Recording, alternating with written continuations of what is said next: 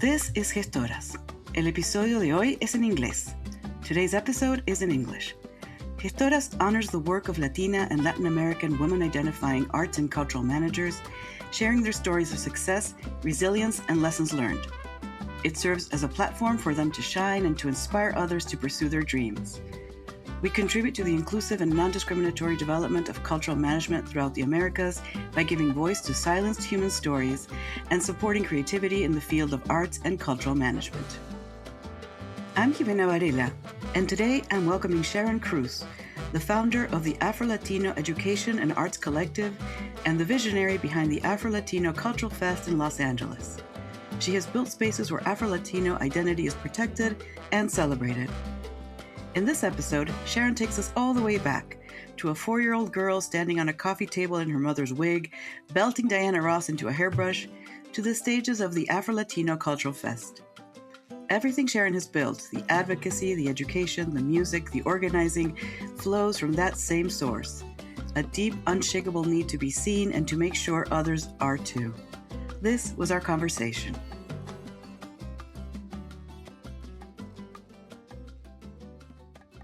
All right, welcome, Sharon. I am so thrilled that you're here and so grateful to you for making time to be here in Gestoras. Thank you so much. Thank you for having me, Jimena. It's very exciting. And as I told you when we was researching your work, you've made me go down so many rabbit holes and learn so many interesting things that I'm very excited for our audience to hear from you and to learn from you as well. For listeners who may be meeting you for the first time, I'd like to start out by asking you to describe yourself in your own words. So if someone asks, who is Sharon Cruz? How do you like to answer that beyond your job title? Friend, advocate, cultural lover of all things culture, humanitarian, class clown, most definitely, which is how I got into all of this because I don't shut up in certain spaces. Squeaky wheel, I will always say that about myself. Mm-hmm. And, auntie, daughter, sister, cousin, like all things to everyone, including best friend to myself. Oh, that is absolutely lovely. We'll have a lot to talk about. One episode may not be enough.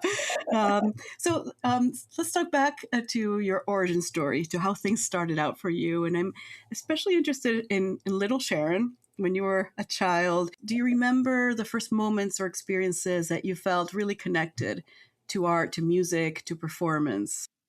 Absolutely. So one part of my family is African American, all church pastors, pianists, gospel singers on one side of the family, and my Puerto Rican side of the family are alguineros, cuatro players, conga players. And so the family on both sides has always been very musical.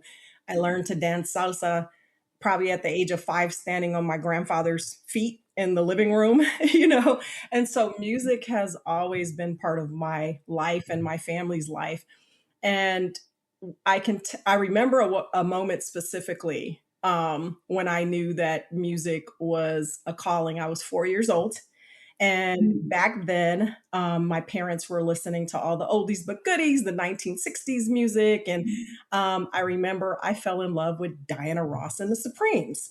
And so back then, Baby Love was out, the song Baby Love. And every kid loves any song that says baby in it, even though we don't understand. It's a theme song. It's a theme song for that age. It's a theme song. And I remember watching Soul Train back then at 4 years old with Diana Ross and the Supremes performing, and everybody had their Afro wig on, and my whole family had Afros except for me. Mom always put my hair in braids. My brother had an Afro. My daddy had an Afro. My mom had an Afro, and my mom kept Afro wigs. So I specifically remember I knew how to put records on the hi-fi stereo. And so we had the 45 record of Diana Ross and the Supremes in the living room with a coffee table and a big mirror over the hi-fi stereo. Went and got my mom's Afro wig, got a brush for a microphone, stood on the coffee table, put Diana Ross and the Supremes on, and was literally that's amazing. Baby Love at 4 years old in front of the mirror. Are there any pictures or recordings of this? I don't, but I specifically, the core memory was that my mom had been watching me from the kitchen out the side of her eye, and next thing you know, she let me go for a little while, and then she said, "Get off my coffee table before you hurt yourself, and give me back my good wig." But So, you do it.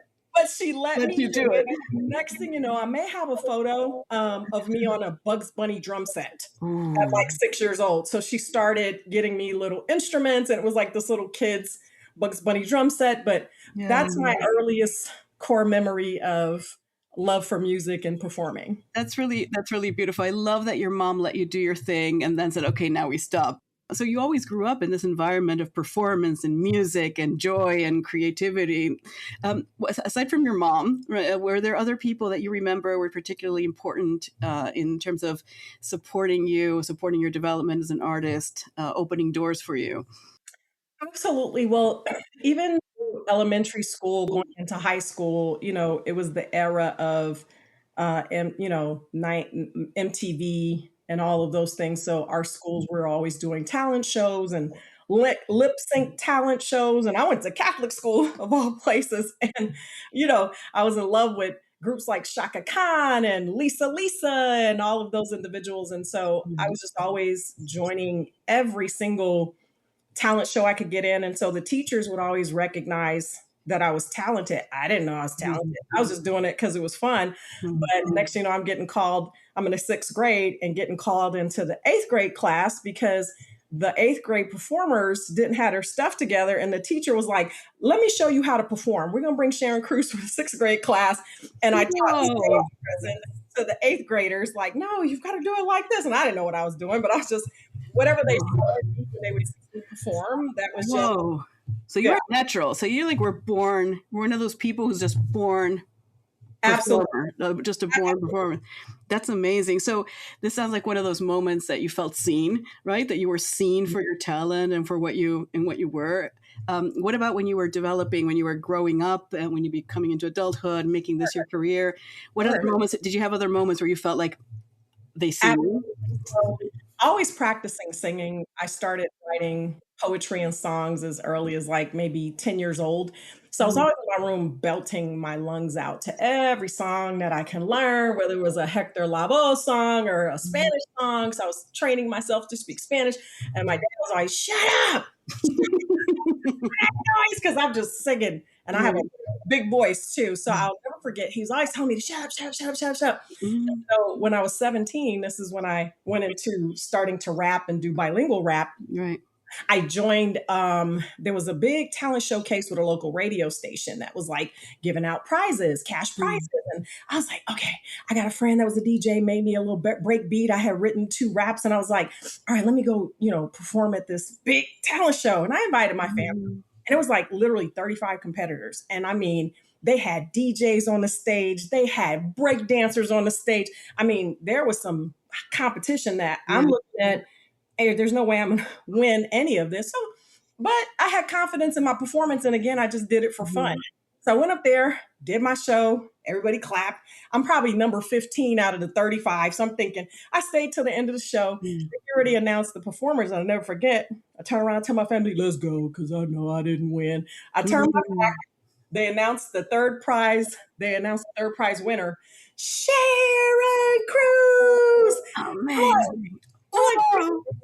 so I want $100. So now my dad is like, "Where's my 20%?" And he told me to shut up again You because told me to shut up. Yeah, you don't get 20% for that. but even that's when he really saw it, is that I beat out Mhm. all of these people that had what I thought Mhm. way better performances and groups than me. But so Yeah. that's when it really started setting off for me. And what a moment too, right? To feel that, oh, now you get it. So you talked a little bit about your origins, about your family, and you're being actually from multiple cultures, Latino cultures and Afro cultures. How do you think that those identities shaped the way that you began to see performing opportunities, that you began to see cultural spaces, representation? How did that come into play for you? Sure. So, very difficult growing up, obviously, one being multicultural, especially growing up in South Central Los Angeles, where Hmm. the Latinos is predominantly Mexican. Most people back then didn't know what a Puerto Rican was. They thought if I say I'm part Puerto Rican, they're like, oh, so you African American and Mexican. They thought that's what made up a Puerto Rican. So even our culture wasn't really understood. And so it was always my introduction, honestly, to like culture and cultural preservation was attending the Puerto Rican festivals that we would have in LA.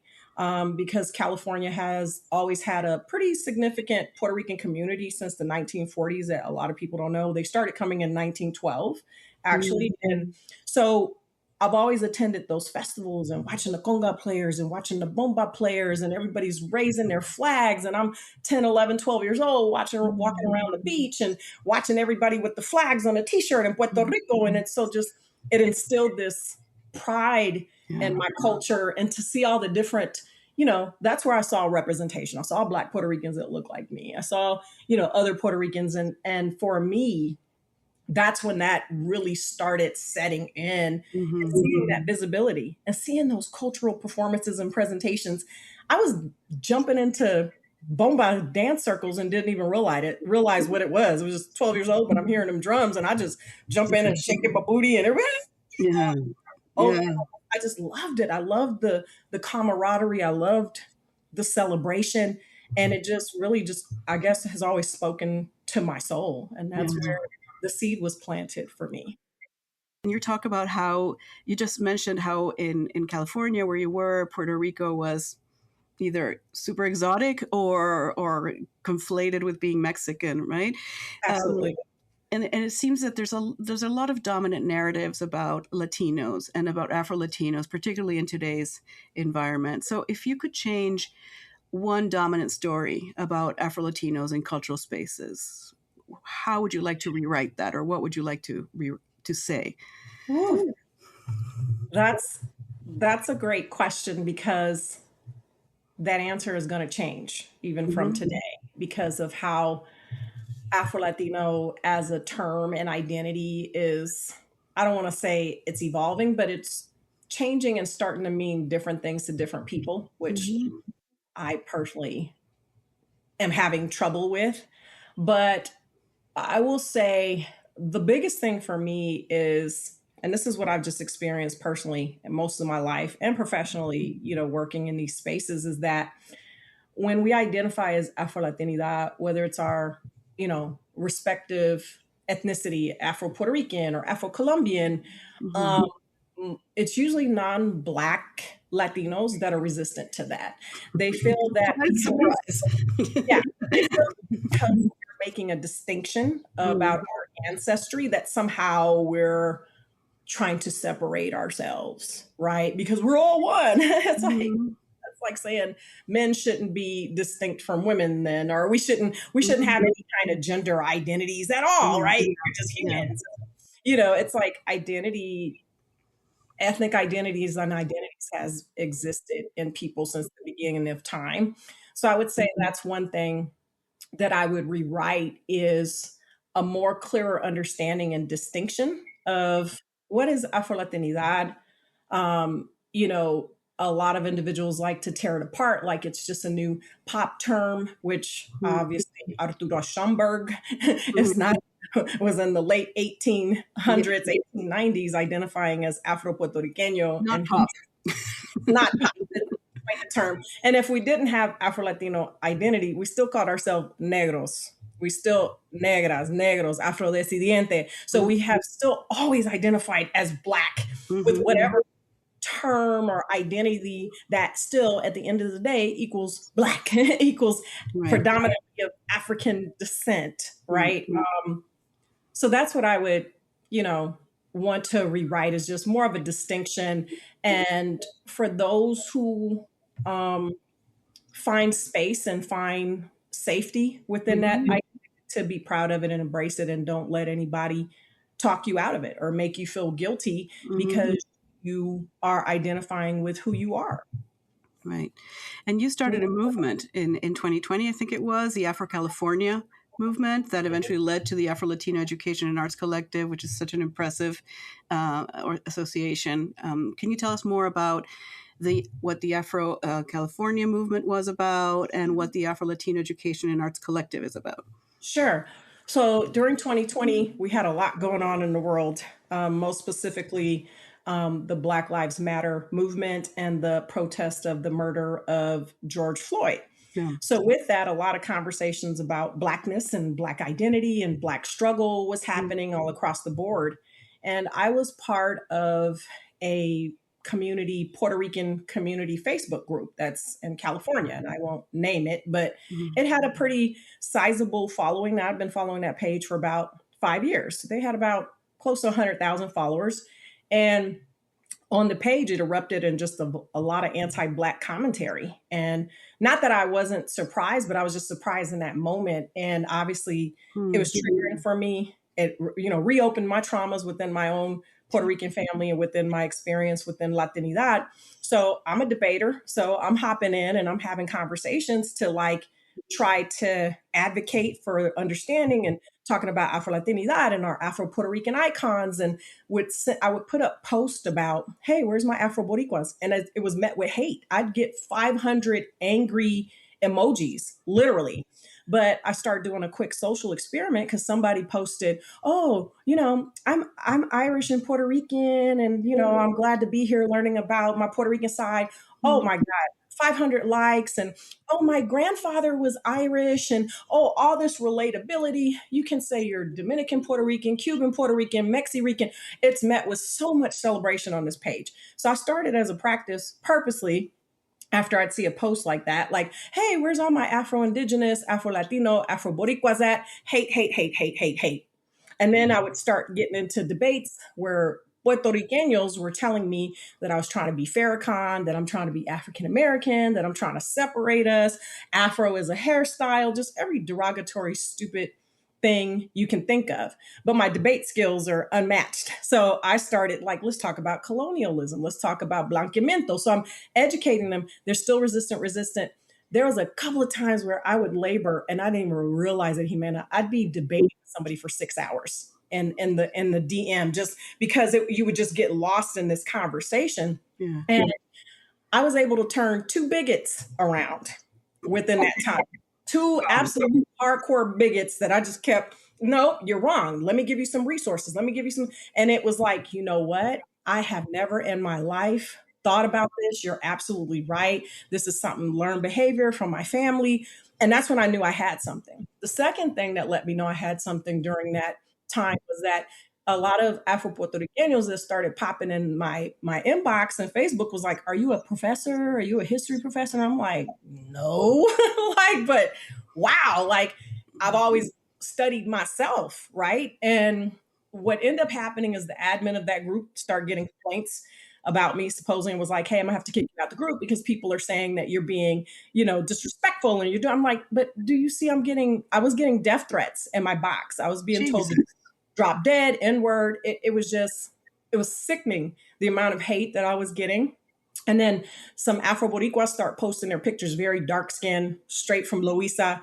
Even some white Puerto Ricans that had Black grandbabies. My grandbaby's a Black Puerto Rican, and about time somebody stands up for us and Yeah. said, "Hey, if you start a group, sis, we'll follow you." And I'm like, I'm on social media enough. Let me do it. And then that's when I launched Afro California just as a social group, call to action, wanting to create a safe platform, safe space. Everybody from every Afro diasporic culture in Latin America, Caribbean, start hopping in. Afro Mm. Bolivians, like there's Afro Bolivians, like sharing their, Wow.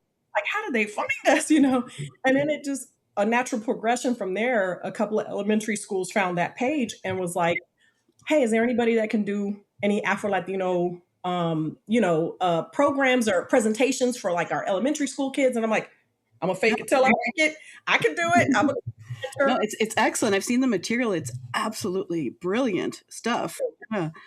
And so out of that is where, it all began. Yeah, no, it's brilliant, and I spent some time, as I told you before, looking at over the materials and the website that you have for the Afro Latino Education and Arts Collective.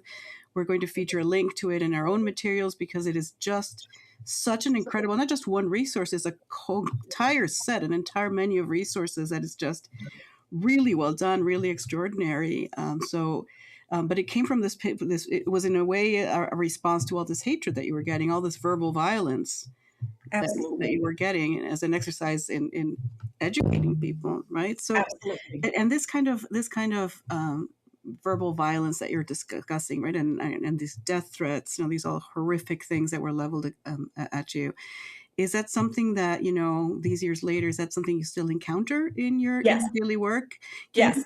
for people who may not know what that is like, can you are you comfortable sharing a bit of what that is like and how you navigate that? Absolutely. Absolutely. And I have this conversation with my team often. I'll just randomly text them because advocacy for one's race, not just my culture, but my race and visibility of my race in terms of equality and inclusivity and things, just to be present, just to be invited to speak, just to sit on a platform, just to advocate so I can have this actual Black Afro-Cuban group perform.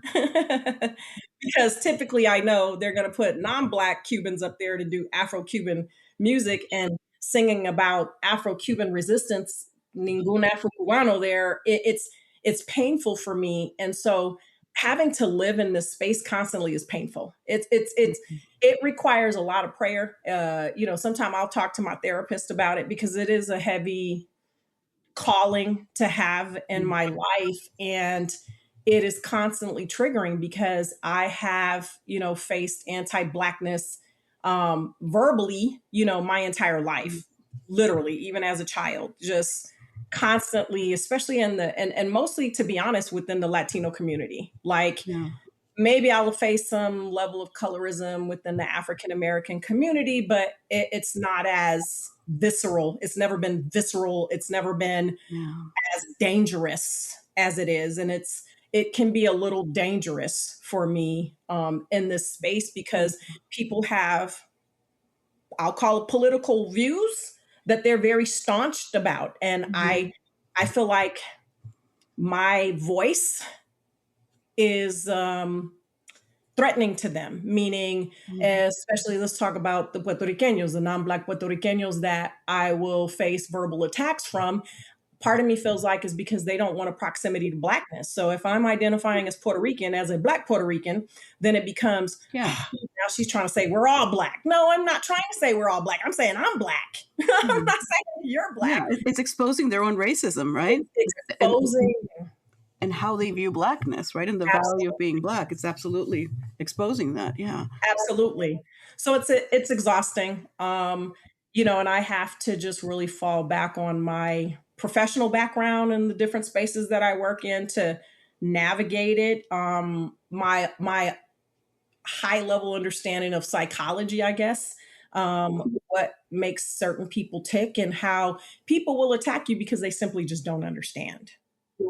So you also work in an environment where a lot of this violence, a lot of this misunderstanding, pushback, hatred is coming from in part your own community, right? And in some ways, but also from people who are not of not Afro descendants, not Black. You also can tend to be exoticized, right? Afro-Latin identities can be something exotic, sexual, hypersexualized, right? What are some choices that you've made, either visual, musical, logistical, that you've made to push against that? Sure. Um, so we'll mainly is why I to answer that question because I'm aware of the exoticism, the fetishness, the fetish of Black people Mhm. by non-Black, certain non-Black folks, Mhm. particularly from a musicality standpoint and the choices of performances. I usually stick to folklorico for that reason. Mhm. I usually won't put up the sexy salsa dancing because that's usually what's expected. But then that's, not that I'm not concerned about us being sexualized because that's going to happen. They'll find Mhm. Plus, we're sex. super sexy, so hey. They were super sexy, can't help it. You know what I'm saying? I come out in my bata and they're still going to be like, oh, she kind of sexy with You just go rollers with in her it. hair. Yeah, you're not going to deny it, but there's more to it than that, right? Or, Exactly. So I focus on our cultural folklorical traditions more Mhm. um, to So that, because that's part of the storytelling narrative, versus the more modern pop side of the music, the salsa bachata, like we'll save that for a DJ, but Right. they're typically for Black folks, they're just expecting us to do all the sexy dances. Mhm. They're coming to see us do the sexy dances. And um I'm focused on showing that we're more than that, that Right. we are the foundation, we're the foundation of Latin American culture as a whole. Yeah. Like Latin America as it exists post, colonial, Latin America as it exists culturally wouldn't exist without the Africans. It would not. Yeah, And we much wouldn't of have North the America flavor. too. We wouldn't have the flavor. Oh, I'm gonna get people gonna hate me because they're gonna tell. What about the indigenous people? Indigenous people weren't Latin American prior to Columbus. Is what I'm trying. Thank you. What we're Thank you getting for the at. clarification because yes, and I can tell that you've learned to preempt all sorts of attacks. But I also want to know about. I was intrigued by this mention that you made of like that you communicate with your team about this. That this is something that you're in dialogue with. So how do you all handle this as a team, or how do you protect yourselves? Um, I got some chingonas on my team, that's a guarantee.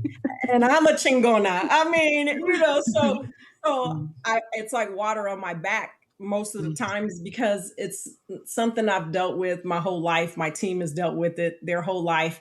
I help empower them because I'm very much my background as a rapper, I was a battle rapper. So you want to exchange some words, I'm going to hurt your feelings pretty right. badly, most likely more than the average person can, because I'm Mhm. very clever and witty and quick. I got some punchlines for you. So I help empower them with how do you respond, right? Like I'm big on de-escalating situations, or where I used to maybe engage online a lot, I just block the people now. So it's also Mm, protecting our mental health.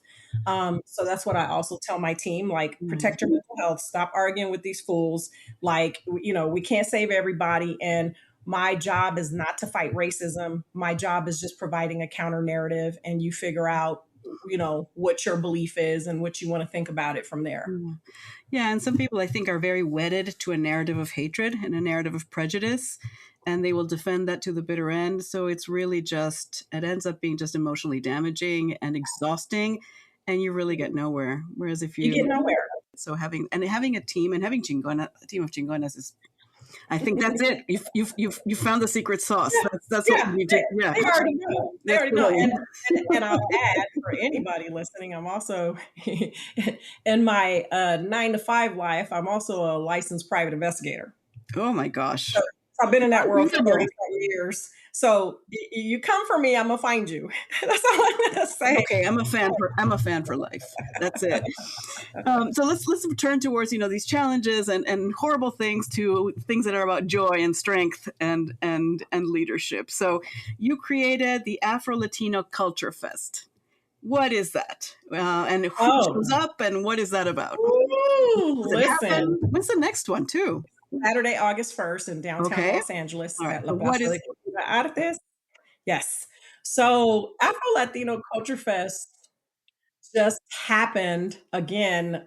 I strive to be the change I desire to see. So if I'm sitting around complaining about something that's bothering me, I've always been, okay, let me freaking do something about it in my space, because Mhm, I have to house that anxiety somewhere, mhm, right? I have to do something productive with it, or I have to let it go, or it'll destroy you from within. yeah. So true quick story. Where I live at next door, one of my neighbors, es un Mexicano. And one night they're having a party and they get super drunk. And next, 1 o'clock in the morning, he's on them. And I lived next door to them for several years. And one night they get super drunk and they're listening to their corridos and things. And I'm like, okay, not a problem. But then all of a sudden, randomly, they're turning on rap music like NWA and things that says the N word. And they're rapping along Mhm. with the lyrics, which I was shocked because I'm like, he's not that Right, tight, but let me see if right. he's going to say the N word in these lyrics. So it turns into they turn off the music. True story. 1 o'clock in the morning, him and whoever, maybe his cousin, they're screaming at the top of their lungs on a PA system. They're saying the N word. They're threatening all the Black people in the neighborhood. They're talking about cutting the throats of the Black men and raping the women. And so I'm sitting here, I sit up in my bedroom and I'm like, did I just hear that? And then I'm the only Puerto Rican on the block. They've met my dad. My dad has, built my fence, and the neighbors came out and talked to my dad. Dad's talking to them in Spanish, so they know I'm the only Puerto Rican on the block. So, true story. Next thing you know, on the microphone, he says, and F you Puerto Ricans, because y'all think y'all the N word too. So, listen, I got firearms in the house. I'm just saying, I didn't know if they were getting ready to come over the fence. I'm calling 911 because I'm like, hey, sheriff, this is going on because I don't know what's happening. Yeah. Like that hate crime, God. I had to pull up, and talk to them. So I was so mad because I was like, I own my home. There's no way I'm going to live next door to this. Like, what can I do? Because if I go talk to him and he says something ignorant, I'm going to go off. Like, how do I handle this? And literally what came to mind was my art. I said, I'm going to get all my West African djembe drum players, my conga players, my DJ, my activist poets, and I'm going to throw a backyard boogie. And we're going to do African drumming for 6 hours. And I invited all my biggest homeboys that I have that are like Harley Davidson riders, 6'5" Black men, Jamaican men, Puerto Rican men, because my community loves me like that. And they pulled up, and I live pretty far. Everybody pulled up, and I invited about 20 friends and family members. And I just wanted to curate this experience. It was of resistance. And I'm going to drum you spiritually. I'm going to drum this energy out of my freaking neighborhood, right? Because I believe in the power of music and the power of the power of the drum. The drum talks. It's a war drum for me. Oh, yeah. And we're drumming, the djembe West Africans dancers are dancing, and my homegirl, who's Puerto Rican and Colombiana, she dances bomba. So she finds herself dancing to the djembe drum, and they're looking at each other like, you can dance this to that, and I can dance that to this.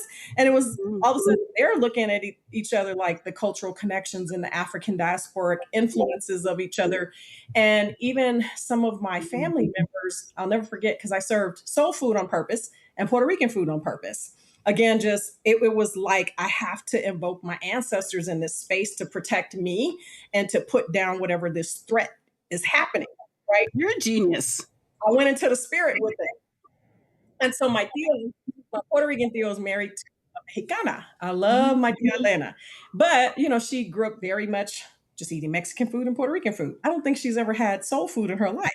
So I'm watching her eat a plate of food with brisket and collard greens and mac and cheese with arroz con gandules on the side. And she calls me and she's like, Mia, come here. She goes, and she points at the plate and she goes, is all this food Puerto Rican food? I was like, no, Tia, why? She goes, because it's really good. So now, teachable moment. I was like, yeah, these are the African influences of African American soul food and the African influences of Puerto Rican food that you're tasting. That's why it goes well together. And so these moments were popping up in my head. Like, I'm having these teachable moments. My people are actually having some cross-cultural learnings. And my Jamaican friend was like, I didn't know y'all ate gandules. That's gonga peas for us in Jamaica. And I was just like, what's happening here? And true story, there was a moment where I stood back. The performance was happening in full. DJs even starting to jump. Boom, boom, boom, boom, boom, boom, boom. They were just jamming. And it was just everybody's dancing, laughing, having a good time. I walked into the corner of my yard and I looked and I just start crying. And I promise you, I felt like the ancestors started communicating with me. I almost want to cry because it gives me chills. And was like, this is going to be a festival. And I'm arguing. What you mean? Got too much damn shit to do already. What you mean it's gonna be a festival? Like I never thought I'd have a festival in my entire life. It's never something I thought I would do. That feeling stuck with me. A year later, it was like, I need to do something. I have to do something. So I created a pilot of about 100 people now with about 6 groups performing, and invited a lot of my high school friends who are Chicanas and their teachers. And they came up to me crying during the presentations and was like, Sharon, you're on to something. Our kids need to see this, please. And 2023 is when we launched the first Afro-Latino Culture Fest sponsored by the city of Compton. They gave us a chance and it was just a huge, huge success. Attendees, grown Black Dominicans were just coming up to me like, are you the organizer? I'm like, yeah. And they just start crying like, I've been in LA for 10 years and this is the first time I felt connected to community. And, oh my God, you're onto something. A parent brought her 10-year-old son that she drove in 3 hours away because her son's Blaxican. Mm. And she said he saw my festival come across his Instagram and begged his Mom, I don't believe there's people that look like me. I don't believe it. I want to go see it. And she went around to our different resource education tables and shared that story with them. And that to me was significant. And that's why we've grown from 20 people in my backyard to last year over 2,000 attendees at our Yeah. festival.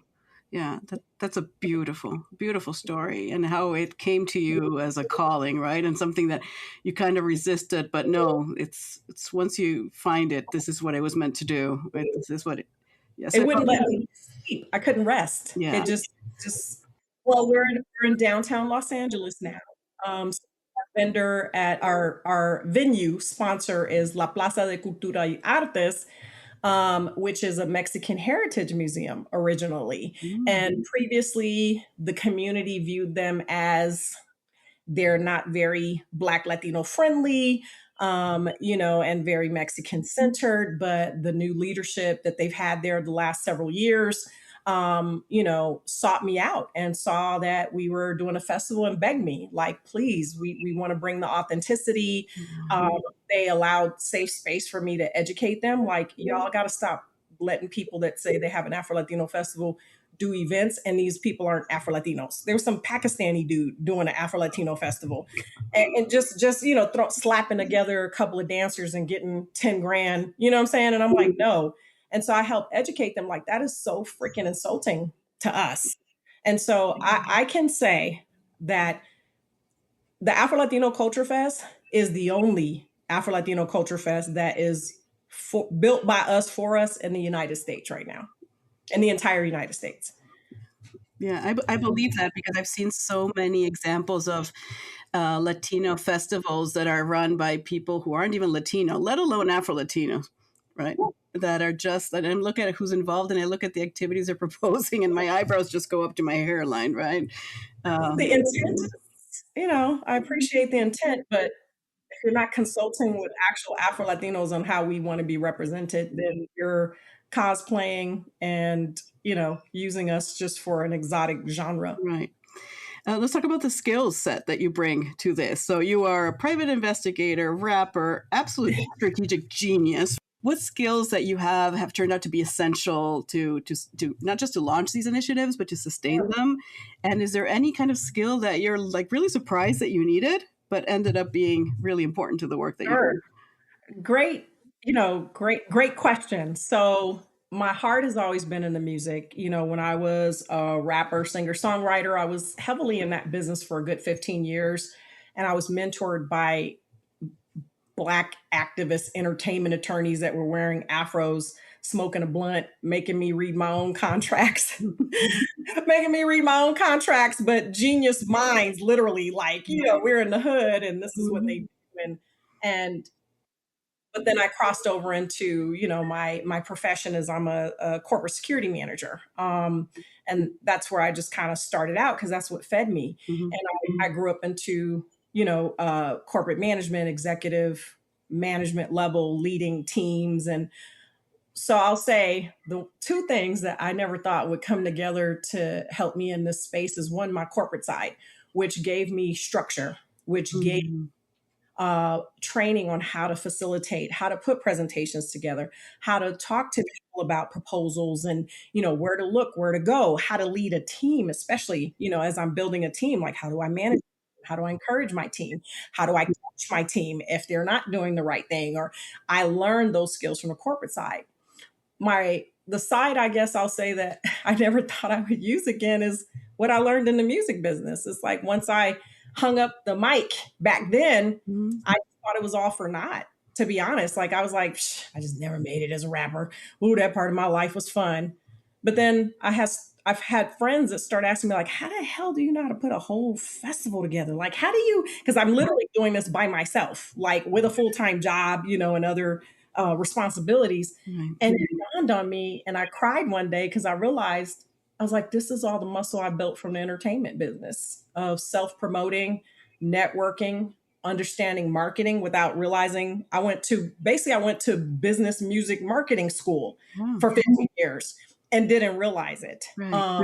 That's where I learned contracts. That's where I learned how to present a performance contract, how to negotiate, different performances or what I'm doing. And that's the space that I never thought Right. would pay off for anything. That's how I can get on a stage and still host and make everybody laugh. That's how I can curate talent because I know talent. That's why the quality of my shows is noted. That's why the flow of the show is always complimented. Like, oh my God, this is so well organized. And I'm thinking, you just have no idea. Like, you think this is organized? Like, no. Yeah. But I'll say that's the part is that, as a rapper who was never signed and never did anything, man, those learnings became invaluable. And that's what is contributing to the success of what we're building today. So the festival and the organization, these are things that draw on your whole self and your whole history, right? And Literally. everything you've built, like it's all coming out in this festival. Oh, Literally. yeah. That's so I do want to add a moment. Can I add a moment for you can have you? whatever you want. So moments, check marks or benchmarks that I'll Mhm. say that lets me know the Afro-Latino Culture Fest is become a flagship of Yeah. culture is what I'll say, because it's helping us build a reputable brand that Mhm. can now become an ecosystem of other things. Right. But I forgot to mention at my first festival and when Compton sponsored me, I invited everybody I could, all my friends, all my family. And there was a moment, my sixth grade teacher, true story, who I became Facebook friends with. She was a very young teacher back then in Catholic school. She was probably like 22 years old when she was my teacher back then, right? So she's still a young woman. Well, years ago, we got in touch on Facebook, and because I'm still friends with at least 9 core group of kids that I went from like the first to the eighth grade with, because we all grew up in the same neighborhood. And Right. so her name is Valerie. So I hadn't seen Valerie as an adult since, school, but we saw each other on Facebook, but I had not seen her in person. When I say this lady saved my life during problems I was going to, in her background, she was Creole. She's Louisiana Creole. So she was a light skinned Black woman that I always looked at like, oh, she kind of looks like me. You know what I'm saying? Like maybe I'll Mhm. do that when I grow Mhm. up. Because I, again, had no representation. And I'll never forget at the festival, she approached me and I was like, Valerie. And I just turned into this little 11-year-old girl again, like, oh, dang. And she's like, I'm so proud of you. And she grabbed my hands and she looked me in my eyes and she said, Sharon, I'm going to tell you a story that you probably don't remember. She says, one day in my sixth grade class, she said, you jumped out of your seat and you ran out of class. She's like, you ran across the playground and sat on a bench and just cried. She was like, you cried. You just sunk into yourself and cried. And she says, I was so shocked. She was like, I had to go next door and get the fifth grade teacher to cover the class so I can go outside and find out what was wrong. And she said, she approached me and she was like, Sharon, you just looked so sad. And she said, I asked you, what's the matter, Sharon? What happened? And she said that I said, I'm Puerto Rican and the Mexican kids don't like me. I'm Black and the Black kids don't like me. And she looked around the festival and she said, this is all little Sharon.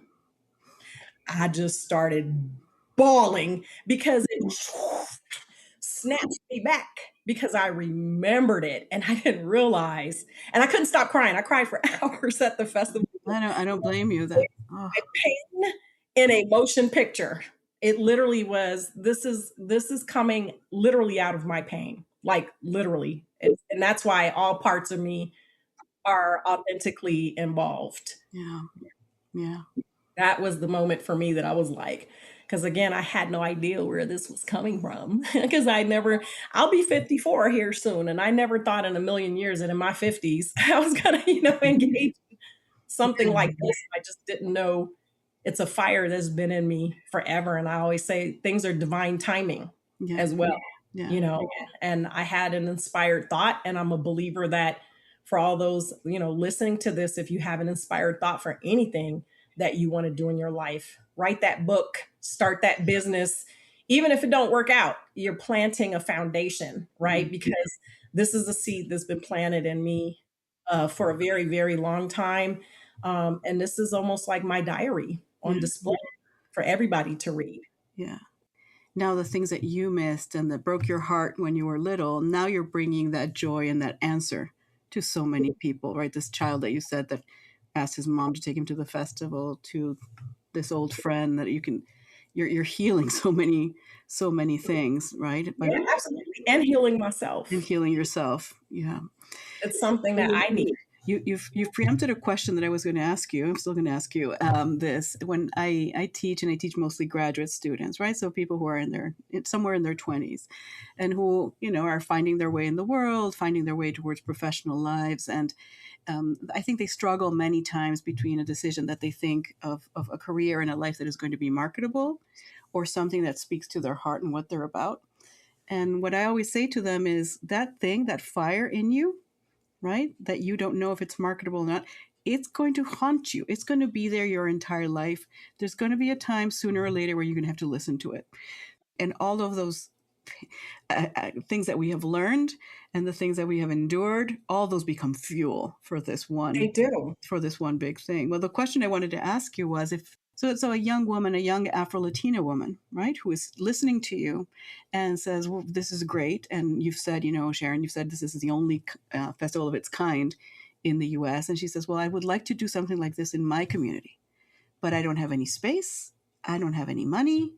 I'm young, so I don't necessarily have contacts. What would you say to her that she feels that fire in her belly, but says, how do I even start? What would be your advice? Great, great, great question. I always say there's always one opportunity out there. I don't believe in scarcity. I've never believed in there's nothing. And the most important lesson for me has always been, especially now, is building community and partnerships and trusting, right? Trusting your idea, trusting, and I had trust issues in the beginning, as I was building this, because I'm like, somebody's going to steal my idea. You can't steal an Afro-Latino Culture Fest. Please, I want us to have thousands of them everywhere. I don't. Not even if you want a Pakistani Afro-Latina showroom. It's not a brag. Listen, I don't think it's a brag that I'm the only Afro-Latino Culture Fest in the United States. I think it's sad. To be honest, it's sad because we're here. So I would say build partnerships, find other cultural organizations that maybe they're not doing an Afro-Latino festival, but maybe they're just doing a cultural festival, and learn from them. And that's what I started doing I started finding mentors early in the game. I found mentors in the nonprofit space that were just doing community engagement activities, right? Like, how do you do that? How do you pull it together? And that's when I start learning that, there's people that'll donate time, donate space, because they believe in your story. They believe in your idea. They believe in anything that is positive for the community, especially involving kids. That would be my advice: is start with a local church that might be interested in putting on an event. They might hold a space on. All you need is maybe a poet and somebody that can play a drum. You start small with that. Write your own poem about Afro-Latinidad and play a instrumental, and you got a show right there. You don't have to start big, but just start. Just start. Just start. That is terrific. That is really terrific advice. It seems like when you decided to do things, you got them done, right? But is there something that you wish someone had told you at the beginning when you were getting started down this path? Would you have listened? Great question. So I would say the business structure part of it, the operational part of it, the funding, the budget part of it, because I am a go hard or go home kind of person, sometimes to my financial detriment. So I was busting out them credit cards especially for the City of Compton sponsorship. There was so much that I wanted to do and add, and I just could not back away from, I need this group, I need this, and that costs money. Right. And I just was stubborn in that space because I was being advised by nonprofits like, girl, just get somebody to perform for free. And I'm like, but I'm a whole arts collective. Like that defeats the purpose of me being an arts collective. I want my artists compensated. Like I Yeah. just was resistant to that and scared to ask any performers if they would perform for free. And now they throw themselves at me. Like I get so many people that just want to be part of the Right. space. So if would I have listened? I did not listen. I did learn, I did learn a hard lesson on Yeah. operations and funding. That's the biggest part is when you're starting to get into a little bit of the things that cost. Yeah. Just be conservative with it, especially when you're starting, and just Mhm. believe that whatever you're going to do is going to be great at the end Mhm. of the day. Because our people, you got some good food, some good music, and some people dancing. That's really That's all you it. need for the That's day. that's all you need. So I wanted to ask you a couple of questions about something a little smaller, I guess. So for me, I have a ritual that whenever I have to do something important, a presentation or I speak at a conference, on come the hoops, on come the red lipsticks. That's my uniform. That's my talisman. Do you have any small ritual or practice that you do at big events or festival day that keep you grounded? Do you have a mantra, a costume? It seems like we share some things because the hoops is coming out and the red lipstick. But I do a lot of self-talk in the mirror.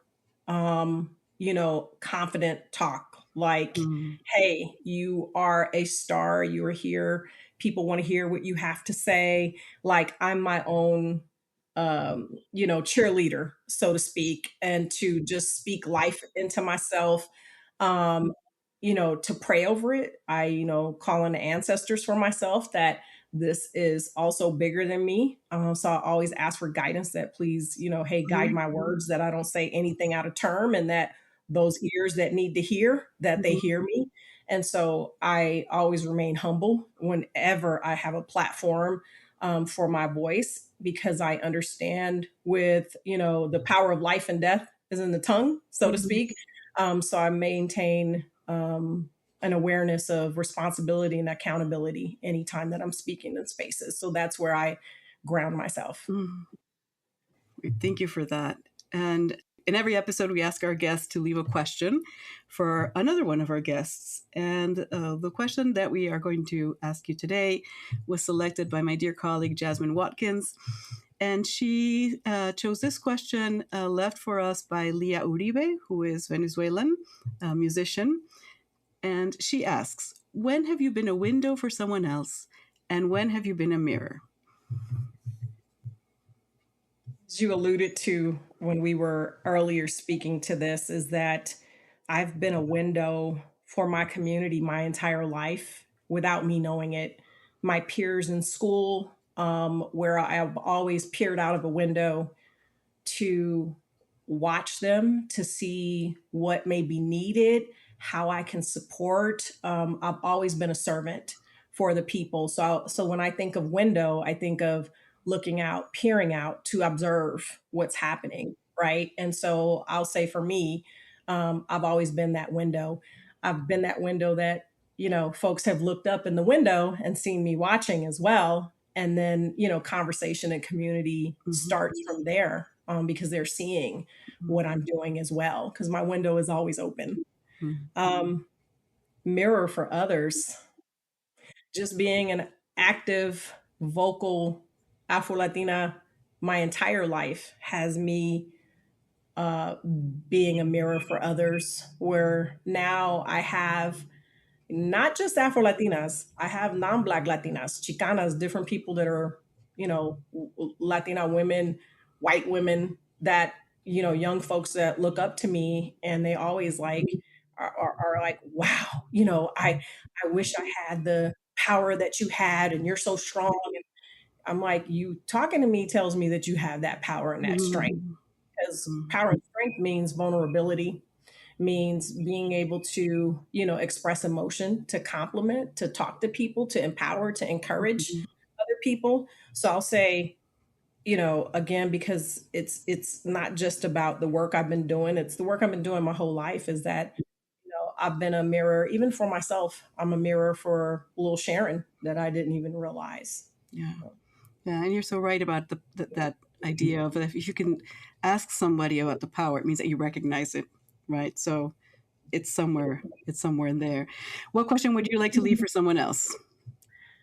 What came to mind for me, and it may be a bit of a cliche question, but it's a question that honestly I've been pondering myself a while now, Mhm. is if you could go back to your younger self, Hmm. what would you say to your younger self now with the Hmm. woman that you are today? How would you encourage, coach, and counsel your younger self? Hmm. All right, we will ask it of someone else. Sharon Cruz, it's been an absolute joy and inspiration to talk to you. Count me among one more of your many, many fans. You are just absolutely extraordinary, and thank you for the work that you do, and thank you for sharing this with us here at Gestoras. Thank you for having me. I appreciate y'all. Shameless plug. Follow us at AfroLatinoCultureFest.com. Absolutely. And we are also going to be sharing all of the things that Sharon has mentioned, all of the links to these things. You'll find them in our Substack at gestoras.substack.com. Make sure to check them out. This is some really, really incredible work. Thank you very much. Thank you. This episode of Gestoras was presented by Jimena Varela and co-produced by Jimena Varela and Jasmine Watkins. The music is Por la Tarde by Equipo del Norte. The graphic design is by Itzel Vilches and Villa Silva. Research is by Ren Santamur and Karina Saik, and the audio editing is by West Franklin.